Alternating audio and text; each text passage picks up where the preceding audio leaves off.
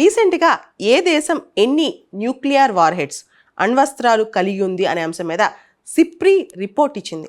SIPRI అంటే Stockholm International Peace Research Institute. ఇది Stockholm based, అంటే స్వీడన్లో ఉంటుంది అనమాట. ఇండిపెండెంట్ రీసెర్చ్ బాడీ ఇది. రెగ్యులర్గా సిప్రి రిపోర్ట్ ఇస్తూ ఉంటుంది ఆర్మ్స్ కంట్రోల్ మీద, మిలిటరీ ఎక్స్పెండిచర్ మీద, న్యూక్లియర్ వార్హెడ్స్ మీద, ఇంటర్నేషనల్ సెక్యూరిటీ మీద. సిప్రి రిపోర్ట్కి researchers, scholars, academicians, media, policy makers అందరిలో ఒక రెస్పెక్ట్ ఉంది. సిప్రి రిపోర్ట్ ఇస్తే దానికి చాలా చాలా విలువ ఉంది, దానిపైన చాలా డిస్కషన్ కూడా జరుగుతాయి. ఈ రీసెంట్ సిప్రి రిపోర్ట్ ప్రకారం ఇండియాలో యాజ్ ఆన్ డేట్ 172 న్యూక్లియర్ వార్హెడ్స్ ఉన్నాయి, న్యూక్లియర్ వెపన్స్ ఉన్నాయి. పాకిస్తాన్లో 170 ఉన్నాయి. అంటే ఇండియాలో పాకిస్తాన్ కంటే ఎక్కువ ఉన్నాయి అన్నమాట. అమెరికా, రష్యా కలిపితే ప్రపంచంలో ఉన్న న్యూక్లియర్ ఆర్సనల్లో, అంటే అణ్వస్త్రాల్లో 90% అమెరికా, రష్యా దగ్గర కలిపి ఉన్నాయన్నమాట. ఈ సిప్రి రిపోర్ట్లో మనం ఒక ప్రత్యేకమైన అంశం గమనించాలి. అదే సిప్రి మనకు ఒక వార్నింగ్ ఇచ్చింది, హై ఆపరేషనల్ అలర్ట్ అని చెప్పి. ఈ హై ఆపరేషన్ అలర్ట్ అంటే ఏంటి? అమెరికా, రష్యా ఇప్పటి వరకు కూడా హై ఆపరేషన్ అలర్ట్ అనేది అమెరికా, రష్యాకి మాత్రమే ఉంది. దాదాపు అమెరికా, రష్యాకి చెందిన 2000 nuclear weapons ready to use అనమాట. ఆపరేషన్ పొజిషన్లో ఎప్పుడైతే అప్పుడు లాంచ్ చేసుకోవచ్చు అనమాట. ఆ రెడీనెస్తో ఉంటుంది అనమాట. అయితే ఇప్పుడు చైనాకి చెందిన దాదాపు 410 వార్హెడ్స్ కూడా ఆపరేషనల్ అలర్ట్లో ఉన్నాయి. అంటే కంప్లీట్గా రెడీ టు యూజ్, ఎప్పుడైనా దాన్ని లాంచ్ చేసేయచ్చు అనమాట. సో దీనివల్ల ప్రపంచంలో న్యూక్లియర్ వెపన్స్ ఏ క్షణంలో అయినా బయటకు వచ్చే ప్రమాదం ఉందని చెప్పి సిప్రి రిపోర్ట్ మనల్ని అలర్ట్ చేస్తుంది. ఈ హై ఆపరేషనల్ అలర్ట్ కనుక కొంచెం ఎక్స్పాండ్ అయితే సిప్రి రిపోర్ట్ ప్రకారం న్యూక్లియర్ వార్ ఈజ్ ఇన్ఎవిటబుల్. ప్రపంచంలో అణుయుద్ధం ఎప్పటికైనా తప్పదు, అతి తొందరలో వచ్చే ప్రమాదం ఉంది, ఇండైరెక్ట్గా చెప్తోంది SIPRI report. China nuclear weapons, China యొక్క న్యూక్లియర్ వార్హెడ్స్ అనేవి సిగ్నిఫికెంట్గా పెరిగాయి. గత సంవత్సరం అంటే జనవరి 2023తో పోలిస్తే జనవరి 2023లో చైనా దగ్గర 410 వార్హెడ్స్ ఉంటే జనవరి 2024 వచ్చేసరికి 500 న్యూక్లియర్ వార్హెడ్స్ ఉన్నాయి. చైనాలో మనం సిగ్నిఫికెంట్గా ఈ న్యూక్లియర్ ఆర్సనల్ యొక్క గ్రోత్ చూడొచ్చు అనమాట.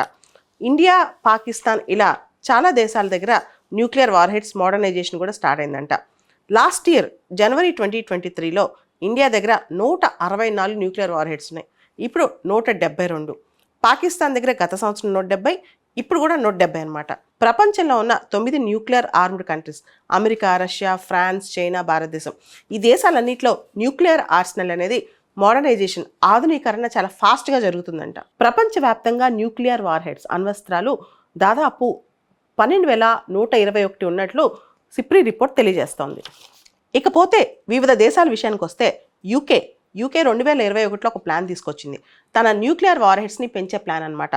ఇప్పటి వరకు, అంటే ఇంతకుముందు వరకు 225 వార్హెడ్స్ ఉన్నాయి యూకే దగ్గర, ఇప్పుడు దాన్ని 260కి పెంచుతుంది. అదే విషయంలో ఇంతకుముందు ట్రాన్స్పరెంట్గా ఉండేదన్నమాట పౌరులతో, ఏమని తన దగ్గర ఎన్ని వార్హెడ్స్ ఉన్నాయి, ఎంత క్వాలిటీతో ఉన్నాయి, దాని రీచ్ అంతా అన్ని బయటికి చెప్పేది. ఇప్పుడు దీనిలో కొంత సీక్రెసీ యూకే మెయింటైన్ చేస్తుందంట.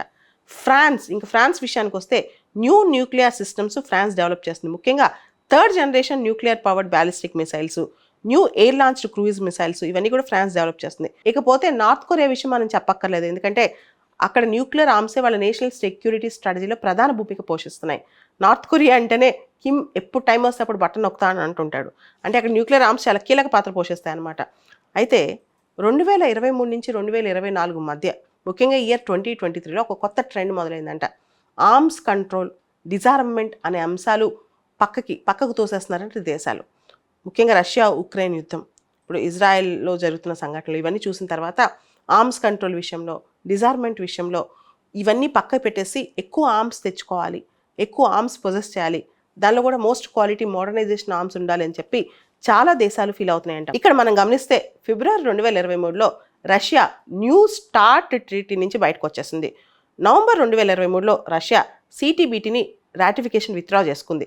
ఇలా కంటిన్యూస్గా చాలా దేశాలు, ఇంకా మనం అణ్వాయుధాలు పక్కన పెట్టుకుంటే కుదరదు, ఆర్మ్స్ కంట్రోల్ తగ్గిస్తే కుదరదు అనే ఆలోచనలో ఉండి ఈవెన్ ఫ్రాన్స్, యూకే, చాలా దేశాలు అనమాట, ఈ దేశాలన్నీ కూడా అణ్వాస్త్రాలను పెంచుకుంటున్నాయి.